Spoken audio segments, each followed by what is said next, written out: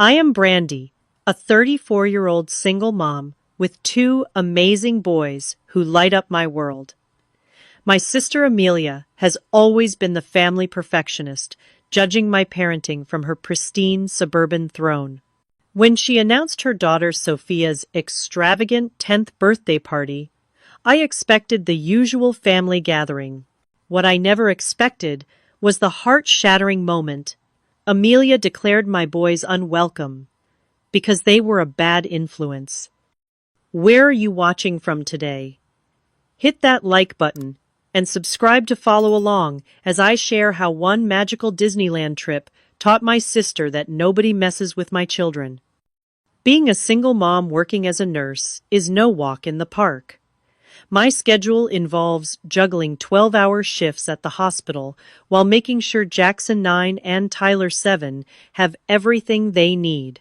Some days I barely have time to breathe between dropping them off at school, racing to work, picking them up, helping with homework, cooking dinner, and tucking them in with bedtime stories. Despite the chaos, I would not trade my boys for anything in the world.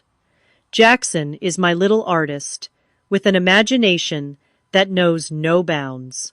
He transforms cardboard boxes into spaceships and can spend hours creating elaborate drawings of dinosaurs and robots.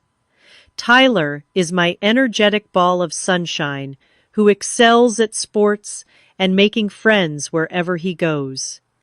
Sure, they are spirited and occasionally rowdy, like most boys their age, but they are kind-hearted, respectful when it matters, and absolutely bursting with love. My parenting style has always been about balance. I believe in rules and consequences, but I also understand that children need space to express themselves, make mistakes, and learn from those experiences. My home is not a showcase from a magazine spread. We have fingerprints on the windows, toys sometimes scattered across the living room floor, and science experiments gone wrong staining the kitchen counter. But there is laughter, genuine conversations, and the beautiful chaos that comes with raising curious children. My sister Amelia could not be more different. Growing up, she was the perfect daughter who never missed a homework assignment, won every academic competition, and always pleased our parents. I was labeled the wild child, simply because I preferred sports to studying and questioned authority occasionally. This dynamic followed us into adulthood, with Amelia continuing to be the golden child in our parents' eyes. Amelia married Richard, a successful attorney, right after finishing law school. They settled in an exclusive neighborhood with their daughter Sophia in a house that looked like it belonged in Architectural Digest. Everything in Amelia's world was curated for perfection, from her immaculate garden to the professionally decorated interior of her home. Her social media accounts showcased a flawless family life with photos of homemade organic meals and sophisticated family outings. Sophia, their only child, reflected this carefully controlled environment. At 10 years old, she was polite, well-spoken, and accomplished in ballet and piano. She always wore pristine outfits with not a hair out of place. While sweet-natured Sophia was noticeably reserved around other children, especially those who were more boisterous, I often wondered if all that perfectionism left room for a real childhood. Family gatherings at Amelia's house were exercises in tension.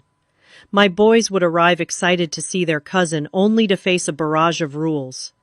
No running inside, no touching the decorative items.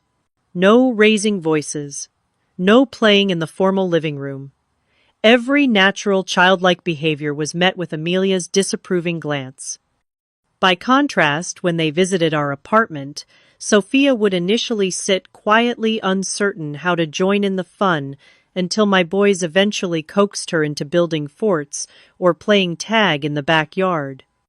Amelia never directly criticized my parenting in those early years, but her comments were laced with judgment.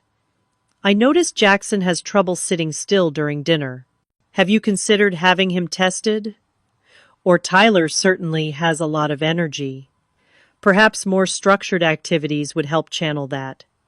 Each observation delivered with a smile, but cutting deep nonetheless. Despite these tensions, I worked hard to maintain family harmony. I prepared the boys before visits to Aunt Amelia's house, reminding them about indoor voices and careful movements. I brought activities to keep them occupied, and stepped in quickly if their excitement started bubbling over.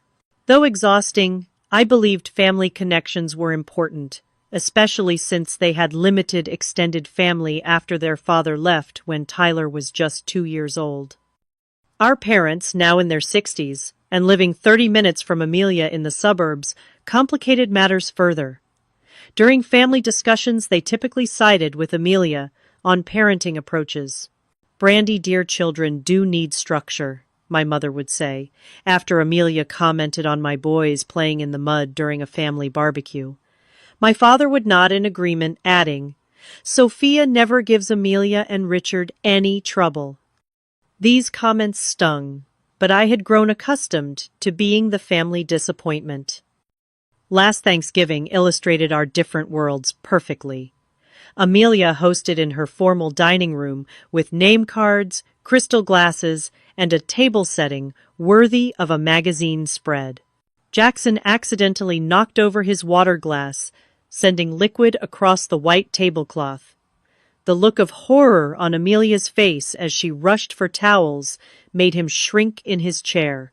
Later, I overheard her telling our mother, "This is exactly why we cannot have nice things around those boys." That night, I reassured Jackson that accidents happen to everyone, but I could see the incident affected him deeply. Still, I persevered in maintaining our family connections, believing that cousins should grow up knowing each other despite our differences. Little did I know that Amelia's judgment of my children was about to cross a line I could not ignore, triggering a chain of events that would forever change our family dynamics. Every year, Sophia's birthday became an increasingly elaborate affair under Amelia's direction. From professionally decorated princess parties to guided museum excursions, each celebration seemed designed more to impress adults than delight children. As Sophia's 10th birthday approached in June, Amelia began dropping hints about planning something truly special for this milestone. My boys adored their cousin despite the controlled nature of their interactions. When they heard about her upcoming birthday, they immediately wanted to create something special.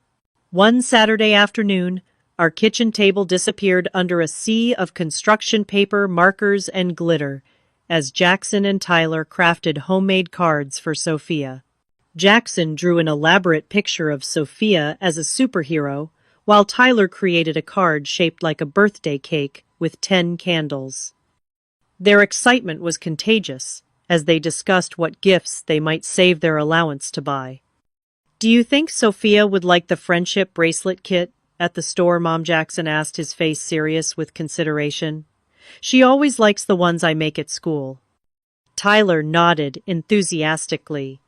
"And we could get her that unicorn book she was looking at when we went to the bookstore?" Their thoughtfulness toward their cousin warmed my heart. Despite the strained relationship with my sister, the children had formed their own bond, however limited their interactions might be. The following week, our parents invited the whole family for Sunday dinner at their house.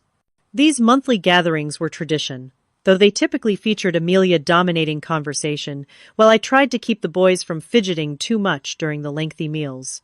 That particular Sunday seemed no different at first, with Mom serving her famous pot roast, while Dad discussed local politics with Richard. Halfway through dinner, Amelia clinked her water glass with a fork to get everyone's attention. "As you all know, Sophia's 10th birthday is coming up in 3 weeks," she announced with a broad smile.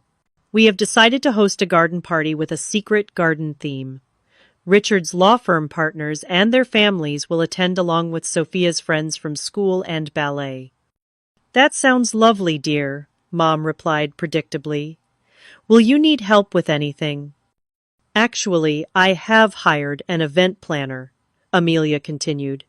There will be a string quartet, a professional storyteller, a flower crown making station, and a 3-tiered cake from that bakery featured in National Culinary Magazine. As Amelia detailed more extravagant plans, I noticed my boys listening intently. Tyler leaned over and whispered, "Mom, can we help decorate for Sophia's party? I could blow up balloons really well now." I smiled and whispered back, "We will see what Aunt Amelia needs help with." What happened next still makes my stomach tighten remembering it. As Amelia finished describing the garden party arrangements, she turned directly to me with an expression that combined pity and condescension. "Brandy, I wanted to discuss something with you about the party," she said, her voice suddenly lower. "Richard and I have given this careful consideration, and we think it would be best if Jackson and Tyler did not attend this particular celebration." The table fell silent. I stared at my sister, certain I had misunderstood. "What do you mean?" I asked, my fork frozen midway to my mouth. Amelia dabbed her lips with her napkin before continuing. "The partners from Richard's firm are very important guests, and their children are quite well behaved. Sophia's party needs to be perfect. Your boys are simply too." She paused, searching for words energetic and unpredictable. "They would be a bad influence on the atmosphere we are trying to create." Bad influence. Those two words echoed in my head as I felt blood rush to my face. I glanced at my sons, hoping they hadn't understood the implication, but Jackson's crestfallen expression told me otherwise. "Are you seriously uninviting my children from their only cousin's birthday party?" I asked, struggling to keep my voice level. Amelia sighed as if I was being deliberately difficult. "It is nothing personal, Brandy. Your parenting choices are your business, but the boys simply lack the discipline needed for such an important event. Perhaps if you implemented more structure at home, worked on their behavior issues." "Behavior issues," I interrupted, my voice rising despite my efforts to remain calm. "They are normal, active boys. What exactly are these terrible behaviors you are referring to?" "Last Christmas they ran through the house," Amelia counted off on her manicured fingers. "At Easter, they got chocolate on my sofa. Tyler laughed too loudly during family photos last month. Jackson asked inappropriate questions about Richard's colleague's wig." I couldn't believe what I was hearing. These minor childlike behaviors were apparently enough to label my sons as unworthy of attending a family event. I looked to my parents for support, but found none. My father suddenly became very interested in his mashed potatoes, while my mother wore her conflict avoidance expression. "Mom, Dad, do you think this is reasonable?" I asked. My mother cleared her throat. "Well, dear, it is Amelia and Richard's event. They can invite whoever they want." The betrayal stung worse than Amelia's exclusion. I noticed both my boys had stopped eating, their earlier excitement completely extinguished. "We should go," I said, standing up. "Boys, please get your jackets." "Brandy, don't overreact," Amelia said sharply. "You are always so emotional. This is exactly the kind of behavior the boys learn from you." I ignored her as I helped Tyler with his jacket zipper. Jackson moved robotically, his eyes downcast. As we headed for the door, I heard Sophia's small voice ask Mommy, "Why can't Jackson and Tyler come to my party? I made special invitations for them at school." I didn't stay to hear Amelia's response. The drive home was painfully quiet. In the rearview mirror, I could see Tyler wiping tears while Jackson stared out the window. Finally, Tyler broke the silence. "Mom, why doesn't Aunt Amelia want us at Sophia's party? Did we do something bad?" His innocent question cracked my heart open. I pulled into a parking lot and turned to face my children. "No, sweetie. You and Jackson have done nothing wrong. Aunt Amelia just has different ideas about parties than we do." But Sophia is our cousin Jackson, said his voice, uncharacteristically small. Family is supposed to be together for birthdays. That is what you always say. I know, honey. Sometimes adults make decisions that do not make sense. Is it because I spilled juice on her rug last time Tyler asked, his bottom lip trembling? I said sorry 3 times. No, Tyler. This is not your fault or Jackson's. This is grown-up stuff that you should not worry about. But I could see the damage was already done. As we continued home, the boys quietly discussed the birthday cards they had made Jackson, suggesting maybe they should throw them away. That night, after tucking them in, I found myself sitting on my kitchen floor, crying silently with a mixture of hurt and rage. My children had been deemed unworthy by their own family, and I had failed to protect them from that judgment. Something had to change. This rejection was not something I could smooth over or ignore for the sake of family harmony. For the first time, I realized that maintaining peace at all costs was teaching my boys the wrong lesson. They deserved better, and somehow I needed to show them that. The morning after the disastrous dinner, I called in a favor with my coworker Diane to switch shifts so I could drop the boys at school and have some time to think. Once they were safely in their classrooms, I drove to a coffee shop and called Amelia, hoping a night of reflection might have changed her perspective. "Brandy, I am in the middle of client preparations," she answered, her voice, clipped and professional, as always. "This will only take a minute," I assured her. "I wanted to talk about yesterday. Surely you see how hurtful it was to exclude Jackson and Tyler from a family celebration." The sigh on the other end of the line was heavy with impatience. I thought I made myself clear. This is not just any party. Richard's senior partners will be there, people who directly influence his partnership track. We cannot afford any unpredictable elements. Unpredictable elements. They are children, Amelia. Your nephews, the only cousins Sophia has. Children who broke the crystal figurine Mom gave me last Thanksgiving, who constantly interrupt adult conversations, who cannot sit still during family dinners, Amelia countered. I have tried to be patient with your permissive parenting style, but some occasions require properly behaved children. Her words hit like physical blows. Properly behaved children, as opposed to what improperly behaved. My boys are kind, creative, and loving. They act like normal children their age. Perhaps normal in your social circle, Amelia replied, her voice dripping with condescension. But Richard and I have different standards. Even Mom and Dad agree the boys need more discipline. That stopped me cold. You discussed this with Mom and Dad before yesterday? Of course. They understand our position completely. Dad mentioned how Tyler threw pine cones in the garden during their anniversary party, and Mom said it was exhausting watching you constantly chase after them instead of having adult conversation. The revelation that my parents had been discussing my parenting behind my back sent a wave of betrayal washing over me. All those Sunday dinners where they had smiled and hugged the boys, all while judging them unworthy. Has anyone else been included in these discussions about my allegedly out-of-control children? I asked, my voice tight. Amelia hesitated just long enough for me to know the answer before she spoke. Cousin Janet mentioned the boys were quite rowdy at her son's graduation party. Aunt Patty said similar things about the family reunion.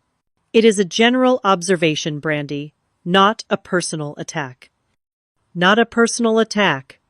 My entire family had apparently formed a consensus that my children were problematic, all while smiling to my face.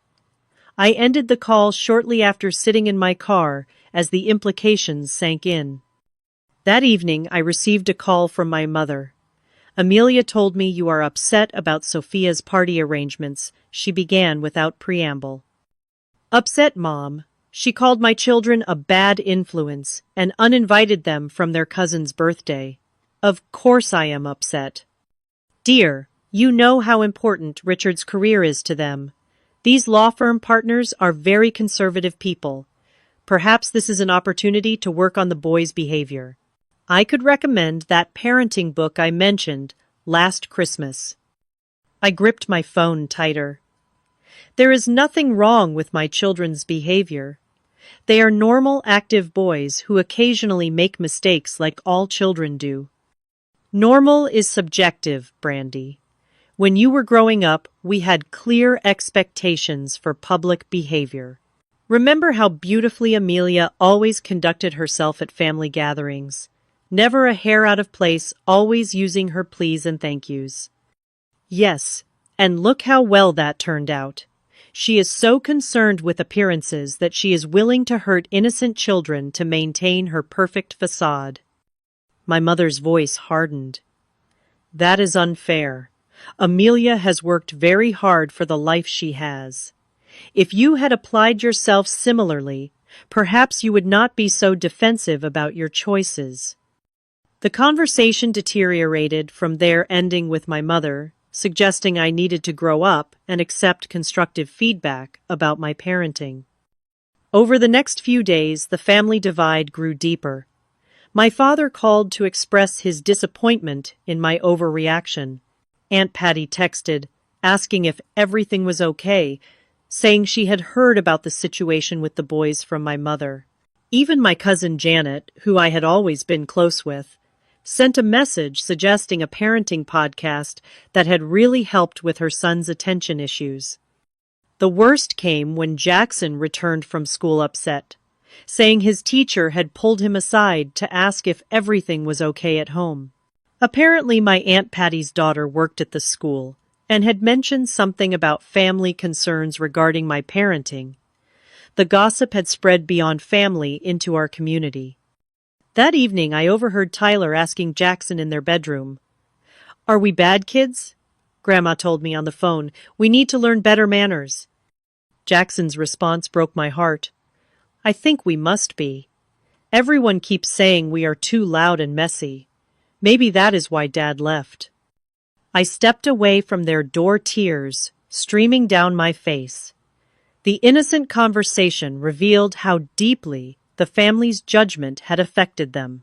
My sweet boys were internalizing the criticism, believing something was fundamentally wrong with them. Tyler had become noticeably quieter around family members, while Jackson had started apologizing for normal behaviors, like laughing too loudly or getting excited about his interests. The following weekend, we attended a small family gathering at my parents' house. I noticed immediately how the boys sat stiffly on the couch, barely touching the snacks offered, answering questions with whispered one-word responses. When Sophia tried to show them her new tablet, they looked to me first, as if seeking permission to interact with her. Their natural exuberance had been replaced by anxious self-consciousness. Watching them police their every movement, while Amelia nodded approvingly at their subdued behavior, was the final straw. These were not my confident, joyful boys. The family's judgment had dimmed their lights, made them doubt themselves, and I had allowed it to happen by prioritizing family peace over their emotional well-being. That night, I called my best friend Lisa, one of the few people who truly understood our situation, as a fellow single mom. "They have made my children feel like they are fundamentally flawed. Lisa," I told her, finally releasing the full extent of my anger and hurt. "Jackson actually asked me yesterday if something was wrong with them." "That is absolutely unacceptable," Lisa responded firmly. "You know your boys are amazing. This is about Amelia's insecurities, not your parenting. I have tried so hard to maintain family relationships to not rock the boat. But at what cost? Brandy, listen to me. This pattern has been going on your whole life from what you have told me. Amelia sets the standard, your parents enforce it, and you are expected to fall in line. But you are a grown woman now, and a damn good mother. Your children deserve to see you stand up for them." Her words crystallized something I had been feeling since that Sunday dinner. I had spent years accommodating my family's judgment, making excuses for their behavior, trying to earn approval that was never forthcoming. All while my children watched and learned that their worth was conditional. "You are right," I said, a new determination forming. "It is time I showed my boys what it means to value yourself, even when others do not. No more apologizing for who we are." As I hung up, an idea began taking shape. If Amelia wanted to exclude us from her perfect party, fine. But I would show my boys that rejection from others did not determine their value. I would give them a celebration that honored exactly who they were, messy, energetic, and absolutely perfect in my eyes. The idea came to me as I scrolled past a Disneyland advertisement on my phone. Jackson had mentioned wanting to go for years, and Tyler had a Mickey Mouse plush he slept with every night. What if instead of sitting at home, feeling excluded on the day of Sophia's elaborate garden party, we were having the adventure of a lifetime? I pulled up the Disneyland website and checked the dates. The weekend of Sophia's party was actually perfect timing, falling during a promotional period with slightly reduced ticket prices. Still, the cost was significant for our single-income household. 3 days at Disneyland, including hotel park tickets, food, and souvenirs, would consume most of my modest savings. I hesitated briefly, thinking about the practical uses for that money. The boys needed new school clothes for fall. The apartment could use fresh paint. My car was making a concerning noise that would eventually need addressing.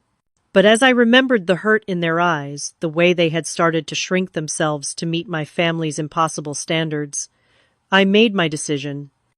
This was an investment in their self-esteem, in showing them that they deserved joy and celebration exactly as they were. I booked the package deal before I could second-guess myself, scheduling our departure for early Friday morning before Sophia's Saturday afternoon party. The financial aspect sorted, I faced the logistical challenge of getting time off work. As a nurse working regular weekday shifts, requesting weekend days off usually required weeks of advance notice. I approached my supervisor, Maria, the next day, explaining the situation without revealing all the family drama. "My sister excluded my kids from their cousin's birthday party because she thinks they are too rowdy," I admitted.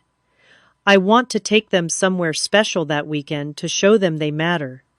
Maria, a mother of 4 herself, immediately understood.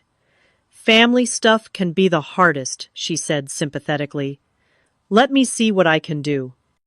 Through a small miracle of scheduling and the generosity of my colleagues, we arranged coverage for my Friday and Monday shifts. Diane, who had been trying to get extra hours anyway, happily took my shifts in exchange for me covering hers the following week. With time off secured and reservations made, I faced the decision of when to tell the boys. I wanted to maximize their excitement, but was concerned about them accidentally mentioning it to family members before we left. 1 week before our trip seemed the perfect compromise. I spent that week secretly preparing, ordering special Disney t-shirts for each day, purchasing travel snacks, and researching the best attractions for their age groups. I created a folder with printed maps, reservations, and a loose itinerary that balanced structure with plenty of room for spontaneous fun.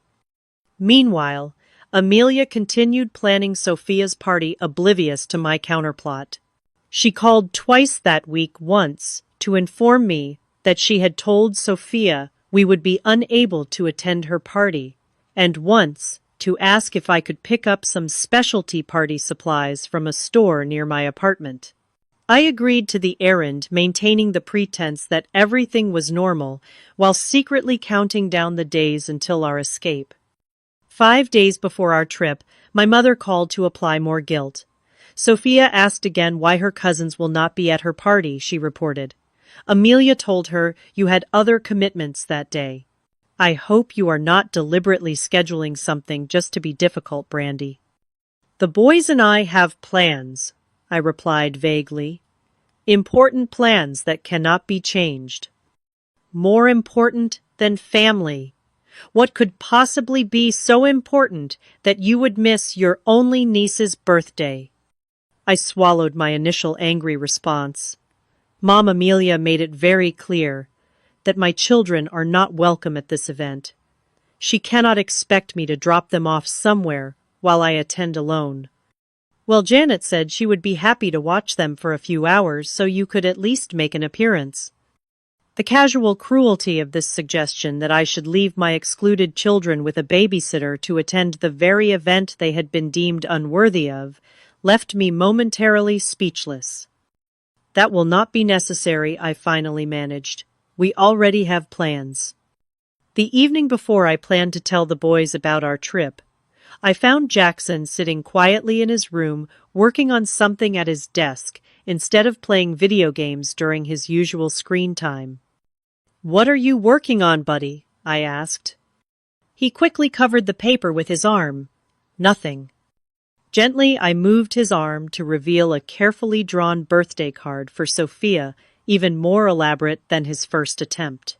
This one featured Sophia, surrounded by butterflies and flowers, with "Happy 10th birthday" to the best cousin written in his neatest handwriting.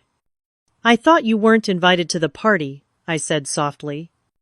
Jackson shrugged, not meeting my eyes. "I am not. But she is still my cousin. I thought maybe we could mail it or something." His kindness in the face of rejection made my decision feel even more right. These were not badly behaved children. They were compassionate, thoughtful boys who deserved to be celebrated, not criticized. The next morning, I woke them up with Mickey Mouse-shaped pancakes for breakfast. As they sleepily stumbled to the table, I placed Disney park maps beside their plates. "What are these for?" Tyler asked, rubbing his eyes. "Those are to help you plan which rides you want to go on first," I answered casually. It took a moment for my words to register. Jackson looked from the map to me and back again, his eyes widening. "Mom, are we going to Disneyland?" he whispered, as if saying it too loudly might make the possibility disappear. "Yes." We leave Friday morning for 3 whole days of Disney magic. The explosion of joy that followed was worth every penny I had spent and every logistical hurdle I had overcome. They jumped up and down, firing questions faster than I could answer them. Was Space Mountain scary? Could they meet Spider-Man? How many churros could they eat? Would we stay until the fireworks? "This is happening on Sophia's birthday weekend," Jackson asked suddenly, his excitement momentarily dimming. "Is it because we cannot go to her party?" I sat down, pulling them both close. "Partly yes, but mostly because you two deserve a special celebration just for being the amazing boys you are. Sometimes when people make you feel bad about yourself, the best response is to go create your own joy." Their excitement renewed, they spent the evening poring over the park maps, creating detailed lists of must-see attractions. I watched them plotting their adventure, their recent subdued behavior completely gone, replaced by the vibrant enthusiasm that was their natural state. The next day, I carefully packed our suitcases while they were at school, hiding them in my closet. That evening, Amelia called again about party preparations. "I will need you to come early Saturday to help set up the flower arrangements," she stated, not bothering with a greeting. "The florist is delivering at 9, but they will need assembly." "I cannot help with setup, Amelia. As I told Mom, we have plans this weekend." "What plans could possibly be more important than family?" she demanded, echoing our mother's words. "You made it clear my family is not welcome at your event," I replied evenly, "so my family will be elsewhere." "You are being childish," she snapped. "This is exactly the kind of petty behavior that the boys learn from watching you." "Goodbye, Amelia. I hope Sophia has a wonderful birthday." I hung up feeling lighter than I had in weeks. For once, I was not twisting myself into knots, trying to accommodate her impossible standards while protecting my children from her judgment. We were choosing joy instead of seeking approval, and it felt wonderfully liberating. The night before our departure, the boys were too excited to sleep. I let them stay up a little later than usual, finalizing our Disney strategy. As they finally drifted off, Mickey Mouse plushies clutched tight, I carefully loaded our suitcases into the car, preparing for our early morning departure. My phone buzzed with a text from Amelia's mother says, "You are taking the boys on some sort of trip instead of helping with Sophia's party. I hope you realize how hurtful this is to Sophia."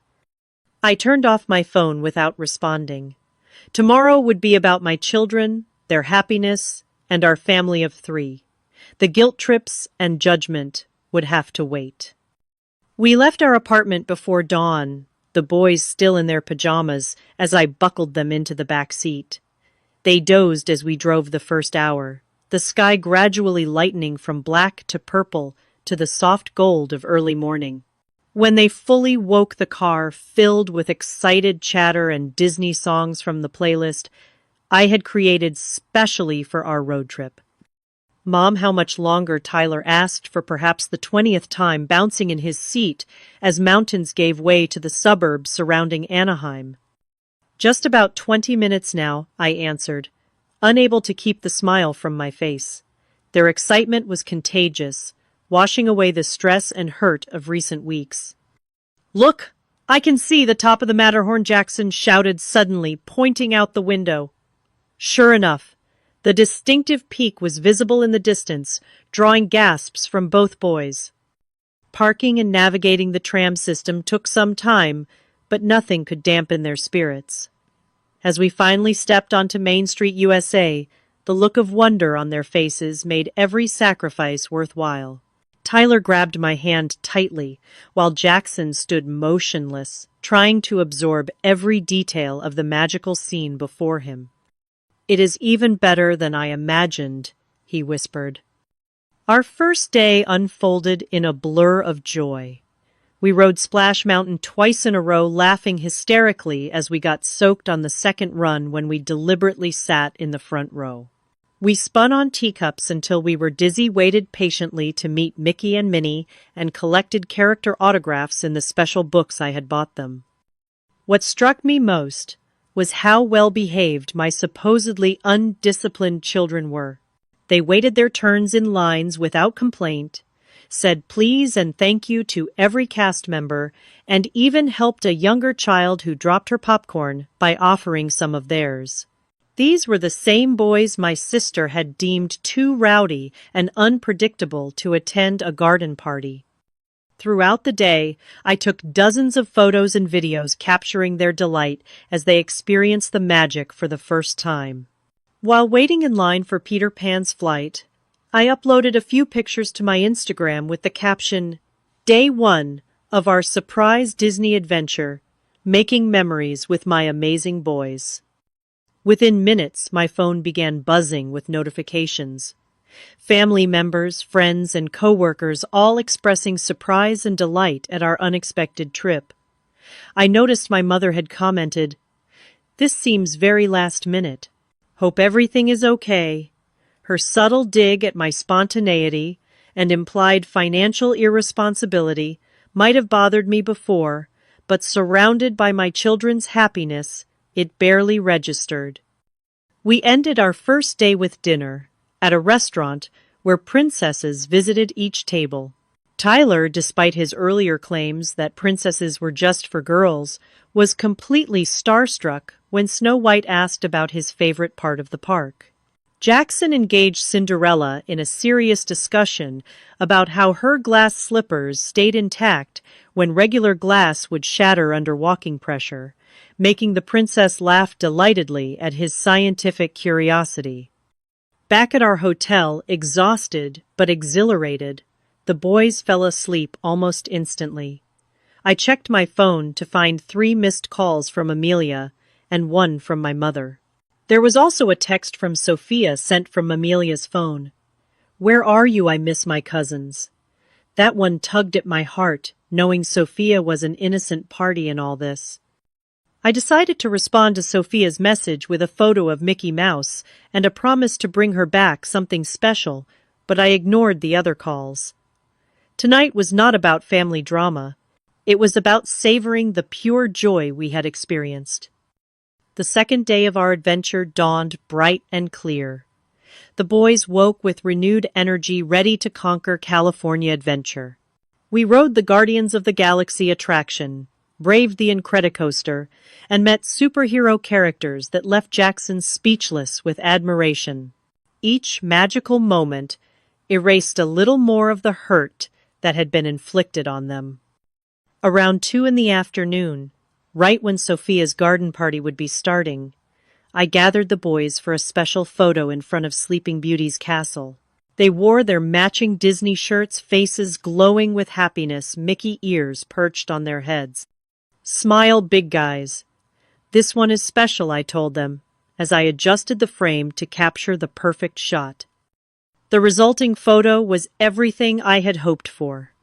My boys uninhibited and radiant with joy, the iconic castle behind them, and not a trace of the self-consciousness that had plagued them in recent family gatherings. I posted it immediately with the caption, "Creating magical memories with the two best boys any mother could ask for. No place I would rather be today than celebrating life with these amazing kids. Number, blessed number.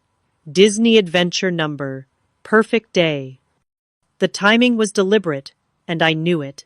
As Sophia's carefully orchestrated garden party with its string quartet and flower crowns was beginning, our unabashed celebration of simple family joy would be appearing on the social media feeds of every family member and mutual friend.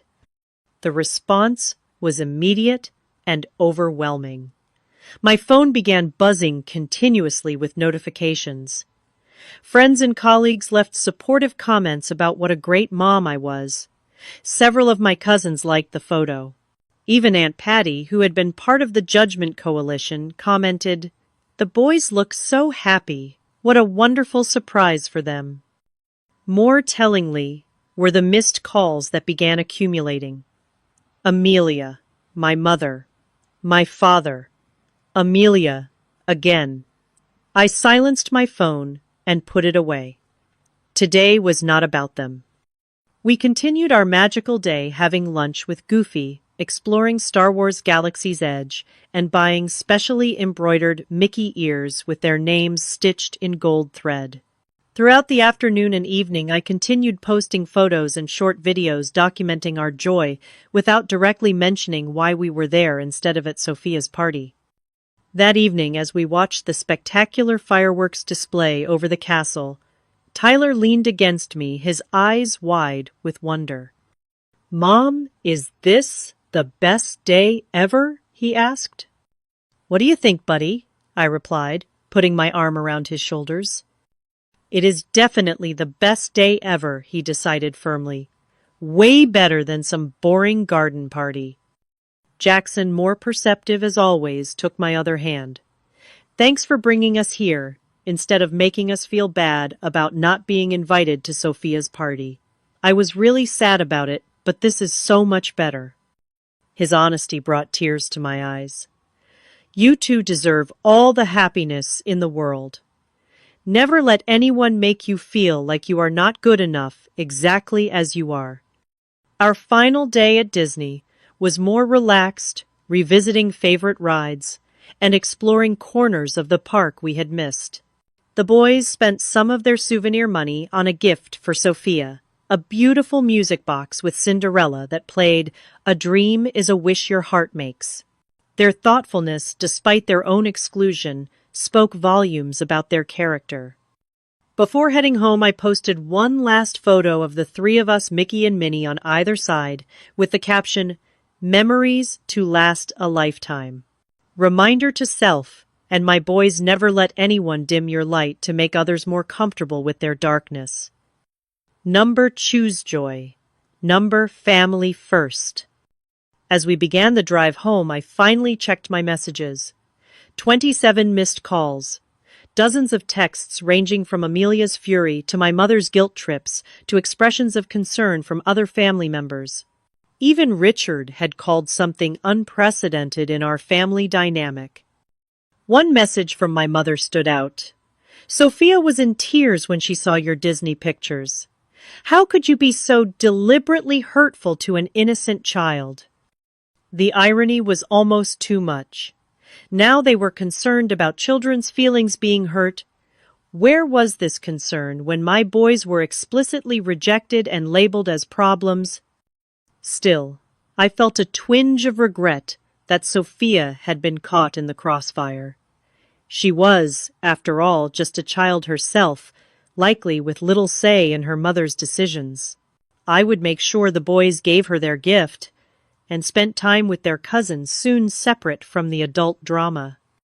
As we neared home, Jackson asked quietly from the back seat, "Are Aunt Amelia and Grandma going to be mad at us for going to Disney?" "Not at you, honey. They might be upset with me for my choices, but that is for me to handle. You did nothing wrong." "But we had the best time ever," Tyler added, confused by the potential conflict. "That is right," I agreed firmly. "And sometimes having the best time ever is exactly what we need, even if others do not understand." We arrived home late, tired, but filled with precious memories.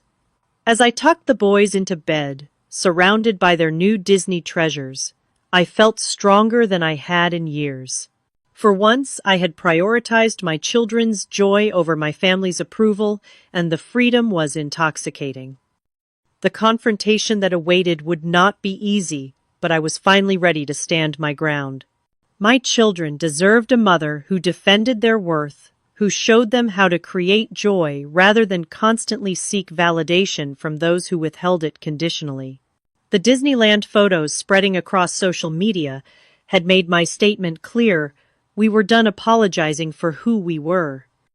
The morning after our return from Disneyland, reality came crashing back. My phone displayed 42 missed calls and over 60 unread messages. Scrolling through them revealed an escalating pattern of family reaction, confusion, concern, anger, and finally outrage.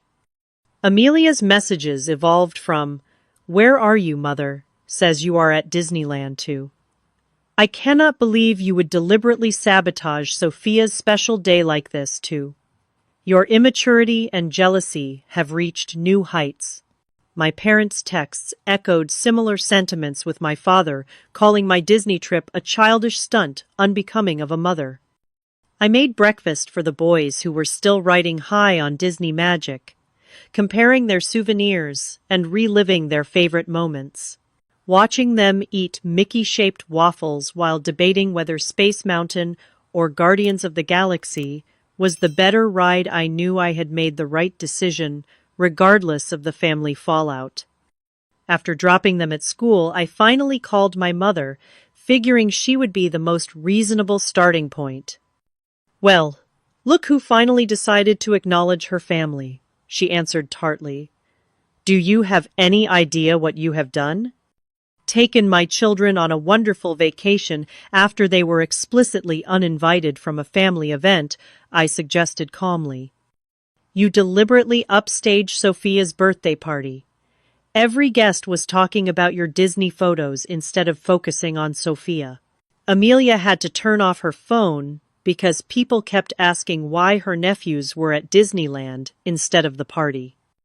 I had not anticipated this particular consequence, but could not deny a small flicker of satisfaction. That was not my intention. We simply enjoyed our trip and shared our happiness, just like Amelia shares all her perfect family moments. Brandy Elizabeth, do not play innocent.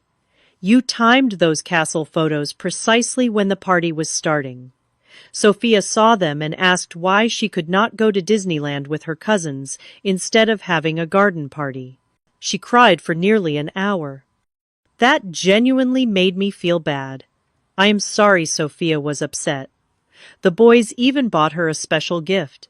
But I will not apologize for giving my children joy after they were rejected from a family celebration and labeled as problems. No one called them problems, my mother protested weakly. Amelia literally called them a bad influence and said they lacked discipline. You and Dad agreed with her assessment. How do you think that made them feel? Jackson has been asking if something is wrong with him. Tyler thought his normal child behaviors were why their father left us. The silence on the other end suggested my words had hit home. Finally, my mother sighed. Perhaps things got out of hand, but your response was immature and vindictive. My response was to protect my children and show them they deserve celebration exactly as they are. If that disrupted the perfect party narrative, so be it. We ended the call in a stalemate, neither fully conceding to the other's perspective. Throughout the day, I received more messages, including several from extended family members who seemed almost impressed by my stand against Amelia's perfectionism. Cousin Janet texted, "Saw your Disney pics. Boys looked happier than I have seen them in ages." Sometimes Mama Bear needs to roar. I was preparing dinner when the doorbell rang aggressively multiple times in succession. Through the peephole I saw Amelia standing there, her perfect appearance slightly disheveled, her expression thunderous. Taking a deep breath, I opened the door. She pushed past me into the apartment without waiting for an invitation. 20 years of friendship with Richard's senior partner, completely overshadowed by your petty revenge Disney trip, she spat, without preamble. Do you have any idea how this made us look? Hello to you too, Amelia, I replied, keeping my voice level. The boys are in their rooms if you came to see your nephews. You know, the ones you called a bad influence and banned from your daughter's party. Do not deflect. You deliberately sabotaged Sophia's birthday. Every guest was talking about your ridiculous photos. 3 different partners' wives asked me why my nephews were at Disney instead of supporting their cousin. What was I supposed to say? The truth, perhaps, that you decided they were not well behaved enough to attend your perfect party. Amelia's face flushed. I never said that. I said the event required a certain atmosphere that active boys might disrupt. You called them a bad influence, I reminded her. To their faces at a family dinner. Do you have any idea what that did to them? Tyler cried himself to sleep that night. For a moment something like guilt flickered across her face, but she quickly rallied. You are exaggerating as usual. Children need to learn that different occasions have different behavior expectations. If you had taught them proper manners from the beginning. There is nothing wrong with my children's manners, I interrupted my calm, beginning to fracture. They say please and thank you. They help others. They wait patiently in lines. They show compassion to those around them. Do you know what the Disney cast members said about them? That they were some of the most polite children they had encountered. The same children you deemed unworthy of attending a garden party. This is not about whether they say please and thank you, Amelia's voice rose sharply. This is about your deliberate attempt to overshadow Sophia's special day out of spite. No, this is about you excluding my children from a family event because they did not fit your perfect image. This is about our entire family treating my boys like they are somehow defective because they act like normal, healthy children. This is about me finally refusing to let my kids believe they are not good enough because they do not meet your impossible standards. Our voices had grown louder, and I suddenly noticed both boys standing in the hallway watching wide-eyed as their mother and aunt faced off. I took a deep breath, trying to modulate my tone. Boys, please go back to your rooms for a few minutes while Aunt Amelia and I finish our conversation. Are we in trouble for going to Disney? Tyler asked in a small voice. Before I could answer, Amelia surprised me by kneeling down to their level. No, Tyler. You are not in trouble for going to Disney. I am just upset with your mom about something else. As the boys reluctantly returned to their rooms, Amelia straightened up, her anger seemingly deflated. She sank onto my couch, suddenly looking tired. Sophia has barely spoken to me since the party, she admitted quietly. She told Richard and me that she never wanted a fancy garden party. She wanted a sleepover with her cousins and a few friends from ballet class. When she saw your Disney pictures, she asked why we could not have done something fun like that instead. This revelation stunned me. You planned that entire elaborate event without considering what Sophia actually wanted. Richard's position at the firm is at a critical juncture. The partners needed to see us as socially competent, family-oriented. She trailed off, perhaps hearing how shallow her justification sounded. So you sacrificed what your daughter wanted for your husband's career advancement and excluded my children in the process. Amelia looked away. It was not supposed to happen like this. I thought a sophisticated party would impress Sophia, too. All her classmates talked about it for weeks beforehand. Did you even ask her if she wanted her cousins there? Amelia's silence was answer enough. She asked me. I pressed on. The night you uninvited them at dinner, Sophia specifically asked why Jackson and Tyler could not come. I heard her. She made them invitations at school, Amelia admitted quietly.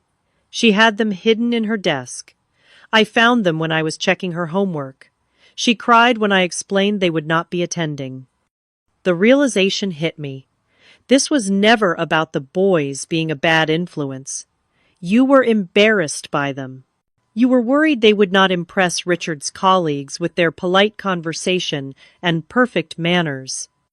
Children at these kinds of functions are expected to be seen and not heard, Amelia said defensively. Your boys are wonderful, but they are exuberant and unpredictable. I could not risk Richard's partnership track. So you sacrificed your nephew's feelings and your daughter's wishes for social climbing, I summarized bluntly. And now you are angry because my alternative plans made your perfect party look less appealing by comparison. Amelia stood up abruptly. You have no idea the pressure we are under, the standards we have to maintain. Everything is a competition in our circle. That sounds exhausting, I said genuinely. But it does not excuse hurting innocent children. Before she could respond, my phone rang. It was my father, his name flashing on the screen. I answered, putting it on speaker. Brandy is your sister there. She left our house in quite a state after seeing more of your Disney pictures. Yes, she is here.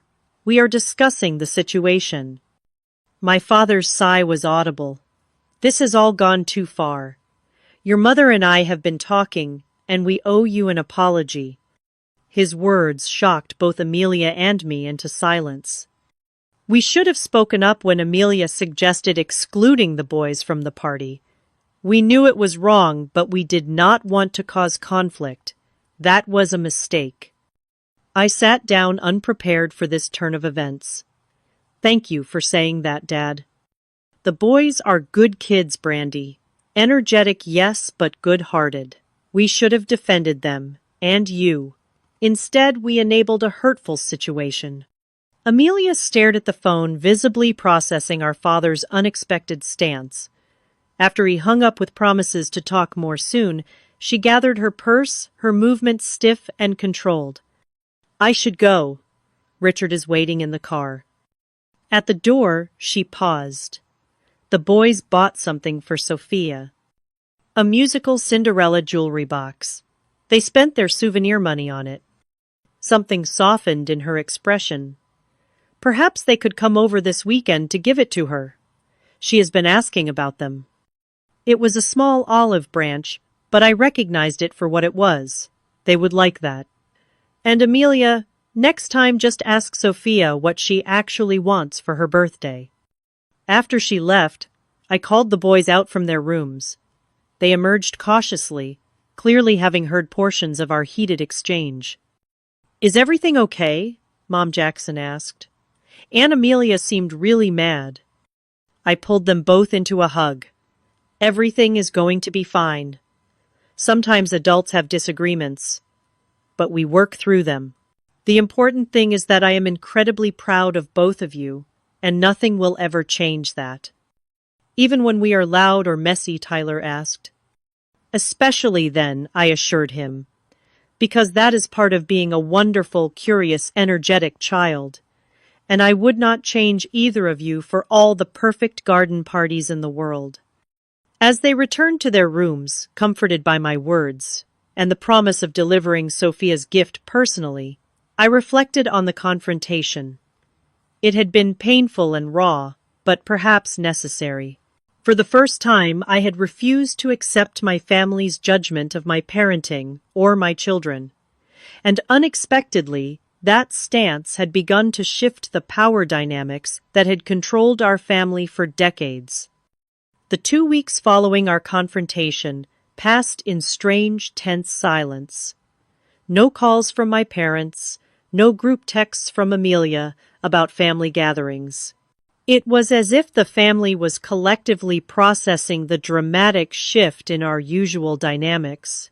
Part of me worried about permanent damage to relationships, while another part felt relief at the break from constant judgment. The silence was broken by an unexpected text message. Not from Amelia or my parents, but from 10-year-old Sophia using her mother's phone. Hi, Aunt Brandy. Can Jackson and Tyler come play at the park on Saturday? I miss them. Her simple request melted some of the lingering tension in my heart. Whatever issues existed between the adults, the children deserved to maintain their relationship. I arranged a meeting at the neutral territory of Westfield Park, halfway between our homes. Saturday arrived with perfect weather for a playground outing. The boys were nervous but excited, clutching the carefully wrapped jewelry box as we approached the park. Amelia and Sophia were already there, sitting stiffly on a bench. But when Sophia spotted her cousins, she broke away from her mother and ran toward them with uncharacteristic abandon. "You went to Disneyland," she exclaimed, her usual reserve completely gone. "Was it amazing? Did you meet Elsa? Did you ride all the scary rides?" Just like that, the cousins fell back into their natural rhythm, with Sophia asking endless questions about Disney while the boys shared their adventures. I approached Amelia cautiously, taking a seat beside her on the bench. "Thanks for arranging this," I said simply. She nodded, her eyes following the children as they headed for the swings. "Sophia has talked about nothing but seeing her cousins all week. She made me promise we would stay at least 2 hours. We sat in awkward silence for several minutes, watching the children play. Finally, Amelia spoke, her voice softer than usual.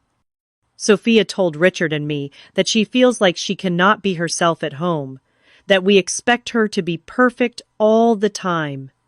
She swallowed hard. She said she wishes she could be more like Jackson and Tyler because they seem happy.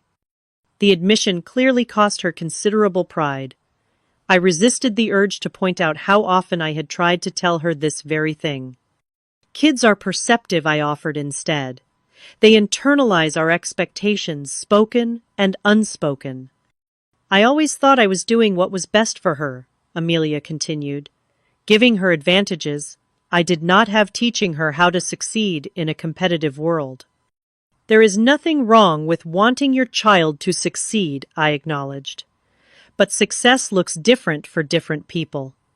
Maybe for Sophia, success includes having the freedom to be a child sometimes." Amelia watched as Sophia laughed uproariously at something Tyler said, her careful hairstyle coming undone as she raced around the playground. I cannot remember the last time I heard her laugh like that. The children played for nearly 3 hours, reluctant to end their reunion. When they finally returned to our bench, flushed and happy, the boys presented Sophia with her Disney gift.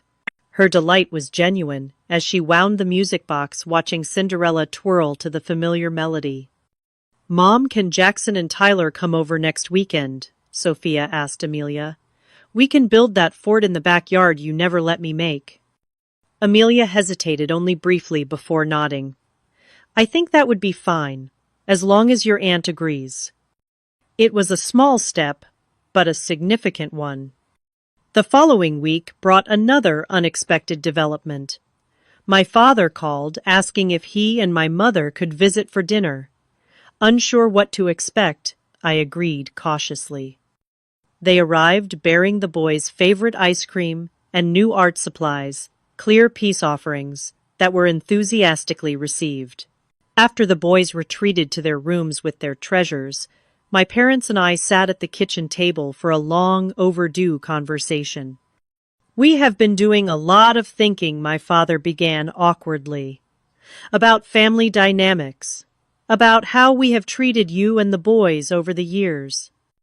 My mother reached across the table to take my hand.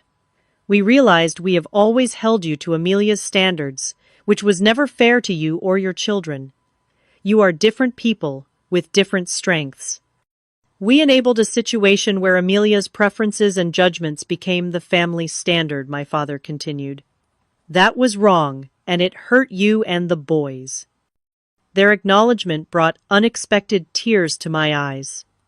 For years, I had craved this recognition, this validation, that my different approach to life and parenting was not wrong, just different. "The boys are wonderful children," my mother added. "Energetic and spirited, yes, but also kind and thoughtful. We should have defended them when Amelia excluded them from the party. We are sorry." The apology, though overdue, was healing. We talked for hours that night, honestly addressing patterns that had existed since my childhood. They listened as I explained how their constant comparison of me to Amelia had shaped my self-image, and how their criticism of my parenting had affected my confidence as a mother. Though uncomfortable, the conversation laid groundwork for a healthier relationship moving forward. 6 months after the Disney trip incident, our family landscape had shifted significantly. The boys now visited Sophia regularly, sometimes at her house, where Amelia had gradually relaxed some of her strictest rules. One surprising afternoon, I arrived to pick them up and found all 3 children covered in mud from an enthusiastic gardening project, with Amelia laughing instead of fretting about the mess. The most unexpected change came from Richard, who confessed during a family barbecue that he had always thought my boys were perfectly normal children. Truth be told, he admitted quietly while helping me carry dishes to the kitchen. "I grew up much more like your boys than Amelia knows. My parents let me climb trees and make noise. All this perfection stuff comes from Amelia's insecurities, not mine." His insight helped me understand my sister better. Her drive for perfection wasn't malice, but fear. Fear of not measuring up, of losing control, of failing at the impossible standards she had set for herself and, by extension, her family. Gradually, Amelia began showing small signs of relaxing her grip on her carefully constructed image. She posted candid photos of Sophia with messy hair and ice cream on her face. She admitted during a sister's lunch that she had started seeing a therapist to address her anxiety about perfection. She even asked me somewhat hesitantly for advice when Sophia expressed interest in soccer, an activity Amelia knew nothing about. Most telling was the change in Sophia herself. After spending more time with her cousins in an environment where she could be herself, she blossomed. The reserved, always proper child developed a silly side, discovered a love for building things, and started standing up for her own preferences more often. Amelia reported with a mixture of pride and bewilderment that Sophia's teacher had commented on her increased confidence and leadership skills. As for my boys, they healed from the rejection more quickly than I expected, bolstered by our Disney adventure and the subsequent changes in family dynamics. They remained their authentic selves energetic, occasionally messy, always curious, but now, without the shadow of family judgment hanging over them. Jackson stopped apologizing for his enthusiasm, and Tyler no longer asked if he was being too loud during family gatherings. My own journey of healing took longer. Years of internalizing family criticism had left deeper marks than I realized. With encouragement from Lisa, I started therapy to address my people-pleasing tendencies and learn to set healthier boundaries. I practiced speaking up when comments felt judgmental rather than swallowing my feelings to keep the peace. The Disney photos remained displayed prominently in our apartment, reminders of the weekend that had catalyzed such significant change. Occasionally, I looked at them and marveled at how a single decision to prioritize my children's joy over family approval had rippled through all our relationships. On a warm Sunday afternoon, almost a year after the infamous Disney trip, our extended family gathered at a local park for a picnic. As I watched the children playing freely, the adults conversing without the undercurrent of judgment that had previously defined our gatherings, I reflected on the lessons of the past year. I had learned that sometimes standing up for your children means rocking the boat even when every instinct tells you to maintain peace. That healthy relationships require honest communication, even when those conversations are difficult. That long-established family patterns can change, but only when someone is brave enough to break the cycle. Most importantly, I had shown my boys that they were worth fighting for exactly as they were. Not perfect, not always quiet or clean or conventionally well-behaved, but perfectly themselves. The confidence this knowledge gave them was evident in how they moved through the world, secure in the understanding that their worth was not conditional on meeting others' expectations. As the sun began to set on our family gathering, Jackson approached me with a thoughtful expression. "Mom, remember when Aunt Amelia said we were a bad influence and could not go to Sophia's party?" "I do, buddy," I answered, wondering where this was going. "I think it turned out okay in the end," he said, surprising me. "We got to go to Disney, and now Sophia gets to have more fun because Aunt Amelia is not so strict anymore. Sometimes bad things turn into good things, right?" His simple wisdom struck me deeply. You are absolutely right. Sometimes the hardest moments lead to the best changes. He ran off to rejoin the game, leaving me with a profound sense of gratitude for the journey we had taken. The pain of rejection had ultimately led to healing not just for my children, but for our entire family system. By refusing to accept the narrative that my children were somehow less worthy, I had helped create space for all of us to be more authentically ourselves. The magic had never been in Disneyland itself, though those memories would be treasured forever. The real magic was in showing my boys that they were worth standing up for, worth celebrating, worth choosing joy over approval. That lesson would serve them long after the Disney glow faded, guiding them toward authentic lives built on self-worth rather than external validation. Have you ever had to stand up for your children against family judgment? Or maybe you were the child who needed someone to stand up for you. Share your experiences in the comments below. If this story resonated with you, please hit like and subscribe to hear more real-life stories about finding strength through difficult family situations. Thank you for listening. And remember, sometimes the bravest thing we can do as parents is simply to believe in our children exactly as they are.